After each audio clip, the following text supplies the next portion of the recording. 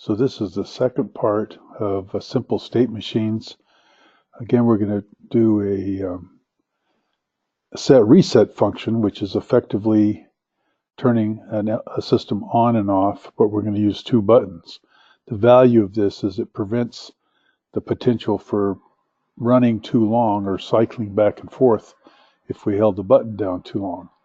Again, we have value in being able to do this in Blank.vi and prove out the logic, and then we'll put it into periodic tasks when we use it in the robot. Again, we're going to use a while loop with a delay, a case structure inside that expands the number of cases with the enum, and then we're going to use, we're going to use a select switch for the state triggers. We could just as easily use nested loops, and we'll do that when we get into more complex state machines. So again, we're going to jump into LabVIEW, and we're going to start with a Blank.vi so we can run it before we get to the robot. So we've set Blank.vi up. On the front panel, we put two buttons now, and again a meter to indicate the motor speed that we're running. And we're labeling set and reset. We could also label them start and stop, or whatever the two values we're looking to control with the two buttons.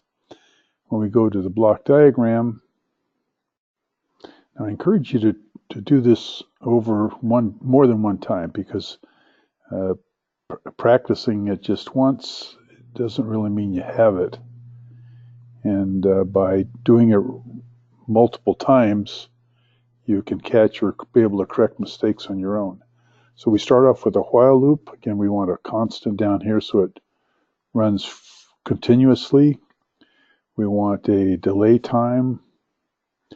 Now we can actually be quicker than what we were before if we want. Let's go ahead and set this up for 75 milliseconds, which means it can actually operate quicker because we're not going to have any button control overlap. I want a case structure inside,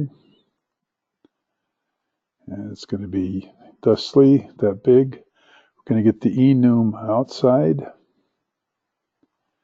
and we're going to have the same variables. We're going to edit the items. We're going to insert and start off with init, and then go to off, and then go to on, and save. Connect this. Let's go ahead and move it down so we've got room above. Now, we don't want to forget our shift register, because that's the important memory element that we need. So we will replace with a shift register, add a case for every value, set up for init, and we're off and running. Let's bring our motor inside, create a constant. All right, so let's create a constant for the meter. Bring it inside the loop, the case itself. So during init, we want to zero the motors out, and we want to immediately go create a constant to the next state, which in this case will be off. So let's pick off. Then we go to the off state and populate it. Again, the motor will be 0. We're going to use a select switch from the comparison palette. When you only have one variable like this, or one thing to control, which is the case name or the state name, select switch is relatively simple and easy to understand. When we get multiple variables going on, we want to use nested loops, because they can control more than one thing at a time. All right, we're going to create a local variable. And again, now this is the set button. Let's change it to read.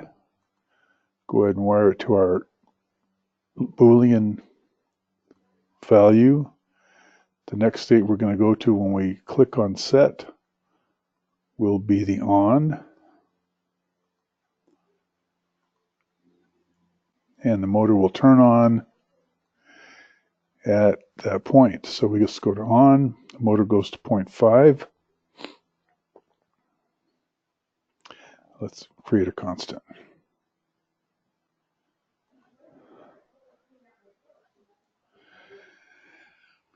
And our select switch.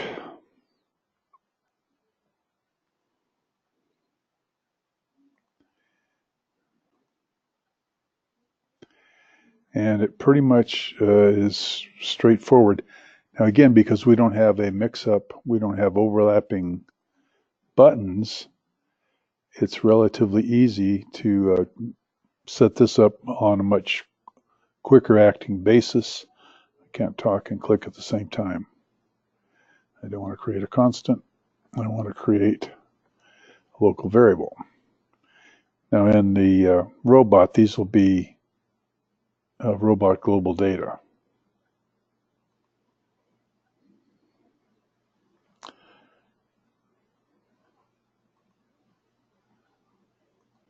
Change it to read. And I encourage folks to use the Blank.vi because you can work out all the logic and understand the mechanism without having to wait for the robot. Create a constant. Now this stage that we're going to go to after we've been in on is going to be off.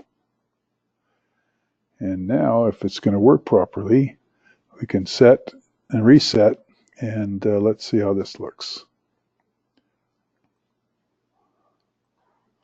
Let's run it. Set goes on, reset goes off. If I push reset multiple times, nothing changes. Once I'm in the on condition, the set condition, doesn't matter how many times I press it, it doesn't change state. So this is actually a little easier to predict, and you don't have to worry about the loop race that would take place because of the different times. Questions? Give me an email and we'll see if we can help you out. And look forward to the Advanced State Machine webinar that will be up shortly. Have a good season.